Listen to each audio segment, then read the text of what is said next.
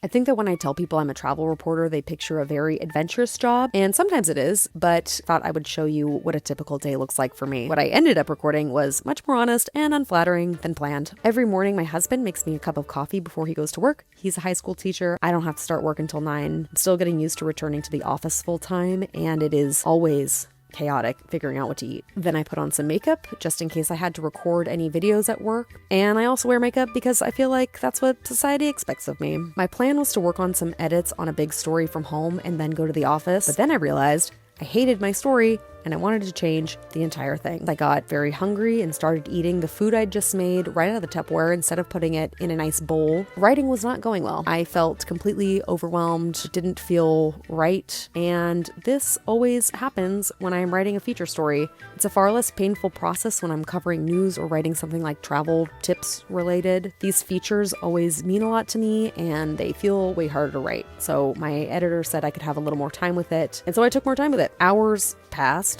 I'm still in the robe. I finally finished another draft. It was like 3 p.m. I had wanted to be at the office at 10 a.m. and they also want you at the office, so this was not ideal. I got on my bike. My commute is lovely. It takes about 20 minutes. I get to pass by the place that I got married every day. I get to the office. Now it's time to address the new edits on the new draft.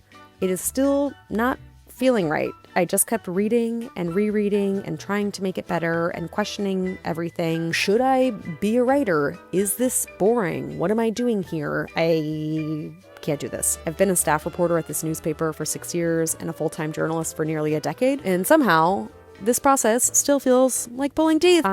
Truly, like, why does this sentence feel so bad? And how can I say this one differently? And is this the worst thing I've ever written? Finally, at like 6:30 something, I needed to go home and called it. I had to pack for a weekend trip to Maine, not for work. I travel a lot for both work and my personal life, but I do not turn off the travel writer part of my brain, no matter what the trip is.